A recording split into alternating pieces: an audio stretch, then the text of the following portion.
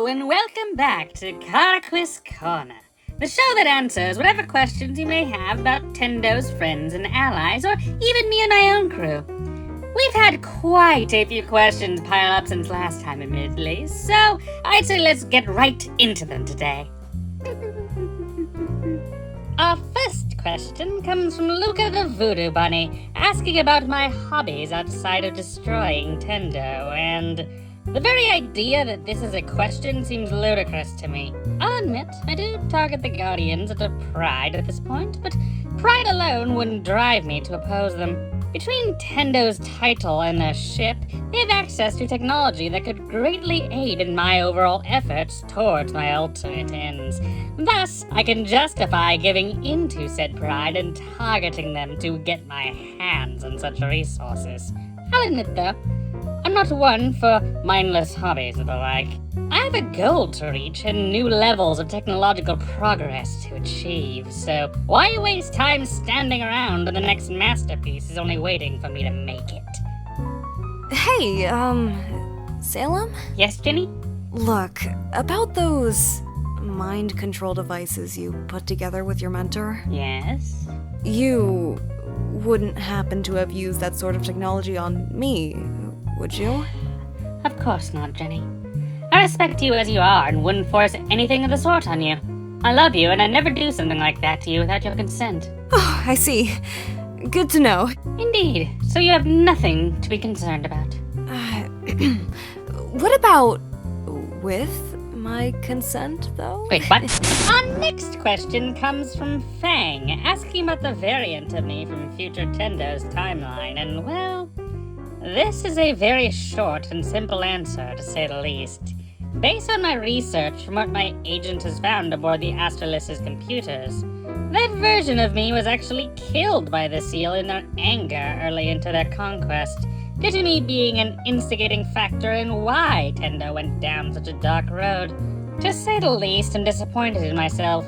Truly, it would seem there is no version of me quite on my personal level of brilliance.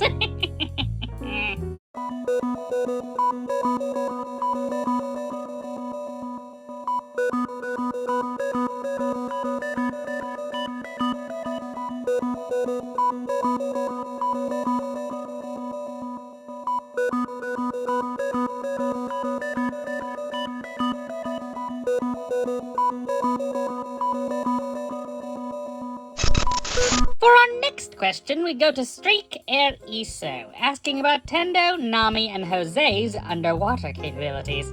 Out of the three, Tendo is the fastest, given their large fin and ocean-based maneuverability. Nami is a river otter, and thus nowhere near Tendo's max speed, and that's not to mention Jose.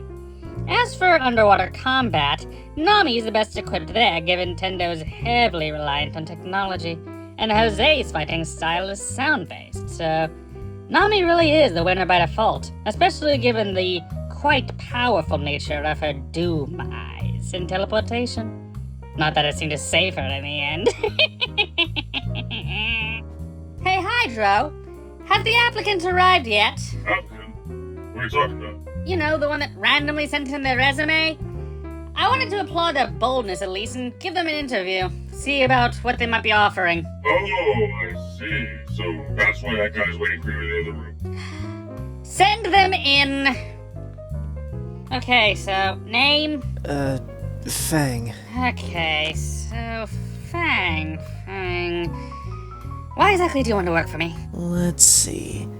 I'm an artificer where I come from. Basically a magical blacksmith. And I'm always wanting to learn more in my field, and given what I've heard, I believe I can learn a lot from you. Ah, so more of an apprenticeship. Got it. How exactly can you be of use to me around here? Let me see. I can do maintenance on the space and your mechs if needed. Have a small pocket dimension in my hat for my tools and basic supplies. Oh, and I can string up those magical wards of yours, and even make new ones given my expertise. I see. Nice, very nice. Bravo! Yes, Doc? Mind doing a quick background check on this guy? No problem. He's clean. A loser, but clean. What? Hey! Anything else you need? No, just need to check. Thank you. Everything okay, Fang? I don't know why, but something about him scares me.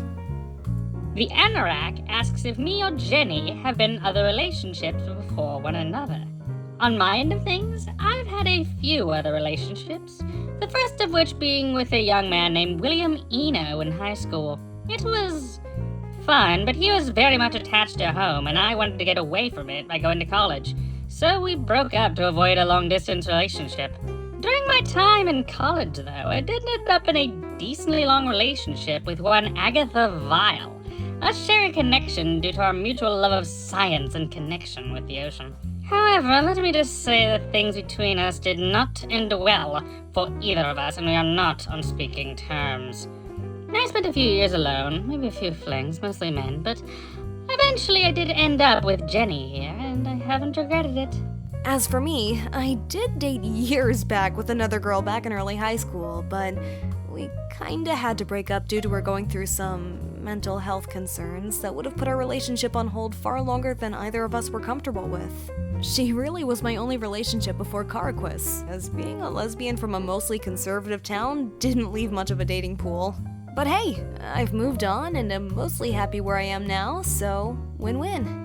Our final question today comes from Carboot Studios, asking about Hydro and his origins.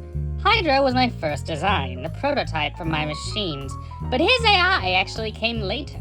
At first, he was equipped with the more rudimentary intelligence I use for my drones, which I am constantly upgrading with new tech and new models. Eventually, though, I did use the chassis prototype body to house his unique AI, designed to be more human-like and sophisticated than a simple drone such as the others. Thus his personality. I did this so he could more commonly rationalize more specific and varied tasks, given his role as my personal assistant. And well, the rest is history.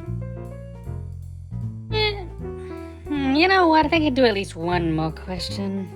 Hey, Doc, you mind if we talk for a sec? What is it, Bravo? Well, I was doing some analysis in regards to the plan. What plan? The big one. The project. Oh! What about it? A thought occurs to me. Now that we know where to get the remaining Karaquisium, can't we just start working on the later stages? While the bots basically automate the rest of Phase 2? We don't really need to stay here for that to happen after all. Frick! You're right! I was so focused on finishing Phase 2, I didn't even consider that! God damn it! How did I get so tunnel-brained? End the video! Bravo, get the treasure team on a rush order. We have a big purchase coming up!